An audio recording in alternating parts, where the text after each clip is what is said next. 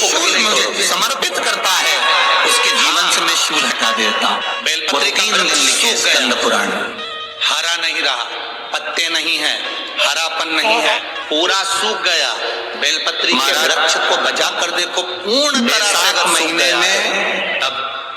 जो प्रदोष निकाली तुमने, बैसाख के महीने में बहुत ध्यान से सुनना भाई, जो अपनी जिंदगी से बहुत तंग आ गए हो, परेशान हो गए हो, कष्टमय जीवन जी रहे हो, बहुत दुखी हो गए हो, तुम्हारे जीवन में तुम्हें स्कंद पुराण का चरित्र फिर मिले ना मिले, आप प्रेम से वृक्ष को बेकार नहीं करना। जो बेलपत्री का महीने की प्रदोष हो, जो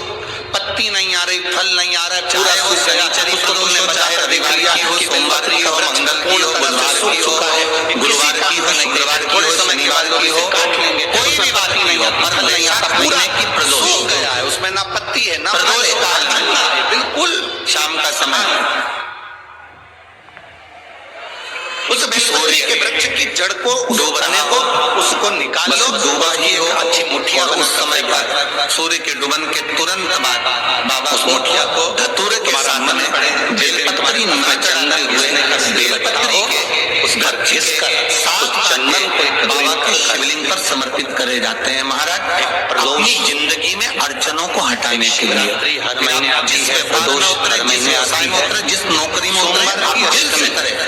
महीने में हार नहीं सकते, नीचे नहीं आ सकते। अगर आपने प्रदोष के दिन शंकर भगवान को बेलपत्री का चंदन लगाया है, शिवरात्रि के दिन आपने बेलपत्री का चंदन लगाया है,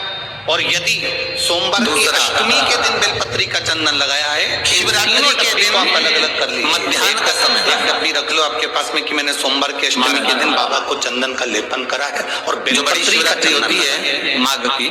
बड़ी शिवरात्रि के अंतर्गत शिवलिंग में मध्याह्न का समय दोपहर के ठीक 12 बजे तो कोई प्लेट में उसको सुखा लो, प्लेट में, चाहे फिर वो कोई भी दिन हो, हमारा शिवरात्रि जिस दिन पड़ रही है, प्लेट में सुखा लो उसको, और या तो गोली बनाकर उसकी गोली बनाकर रख लो। दूसरा, उस दिन भी धतूरे के दिन बाबा को जो तुमने बेलपत्री का चंदन लगाया, तो याद रखना हरे बेलपत्री के वृक्ष के डंडी को नहीं सुखाते होते हैं, महाराज सूखा हुआ में आप ये वाले जो काटे हैं, जो शिवरात्रि प्रदोष के दिन का चंदन लगाया है, तो उसको मदिरा पीने वाला हो, व्यसन में डूबने वाला हो, कोई जुआ खेलने वाला हो, कोई गलत वैश्यावृत्ति करने वाला, शिवरात्रि के दिन मार्ग से बेलपत्री का चंदन लगाया है, उसको शिवलिंग के बहुत काम कर, उसको प्लेट में सुखाकर उसकी गोली बनाकर रखें। दूसरा प्रयोग करिएगा, पार्वती कभी मौका मिल जाए तो तेरे नयन अश्रु से जो प्रगटा हुआ शरीर में कहीं गांठ पड़ गई हो और डॉक्टर कर रहा है कि इसका ऑपरेशन जरूर करना, तो प्रदोष के दिन जो आपने बाबा के ऊपर बेलपत्री की जड़ का जो वर्णन करा है, उसकी जो गोली बनाई है, उसको 15 दिन बाद रोज एक गोली पानी से निकलना प्रारंभ करो। के महीने में कुंदकेश्वर महादेव का नाम लेकर के महीने में खाना प्रारंभ करिए। आपको 15 दिन के बाद डॉक्टर से जांच कराने के लिए जाइए, गठान धीरे धीरे करना प्रारंभ हो। श्रावण के महीने का जो दूसरा सोमवार होता है, उस दूसरे सोमवार में रात्रि के समय वाली बेलपत्र का चंदन का जो गोली तुमने बनाई का स्मरण करेंगे, तो रात्रि के बजेंगे 10 से 12 बजे, 10 से 12 के बीच में धतूरे के साथ बाबा सोमवार की अष्टमी के दिन का जो चंदन है, बाबा को जो तुमने बेलपत्री का चंदन हमारी बाधाओं को, हमारी तकलीफों को, व्यापार व्यवसाय के लिए, नौकरी सर्विस के लिए, बहुत सारे एग्जाम में आप देख लीजिए, गवर्नमेंट एग्जाम देने वाले डॉक्टर हनुमान जी हैं, और सुनने वाले डॉक्टर हनुमान जी हैं, और बोलने वाले भी डॉक्टर हनुमान जी हैं, समर्पित होते हैं, उसका आनंद पाना। दूसरा नंबर पर है सोमवार की अष्टमी के दिन का चंदन, जो आपने बेलपत्री के जड़ को घिसा है। फिर कहूंगा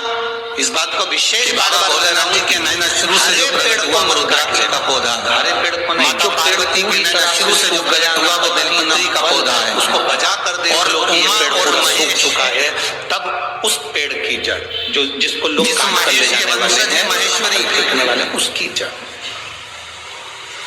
दूसरे नंबर पर है जिन सोमवार की अष्टमी के लिए भगवान महेश के द्वारा को लेपन करा है, बेलपत्री की जड़ का चंदन बनाकर लेपन करा है, और उसकी जो गोली है, अगर बच्चा 8 साल का हो गया, 9 साल का हो गया, 10 साल का हो गया, और वो गंदगी कर रहा है, बिस्तर पर गंदगी कर रहा है, सुसु कर रहा है, या अचानक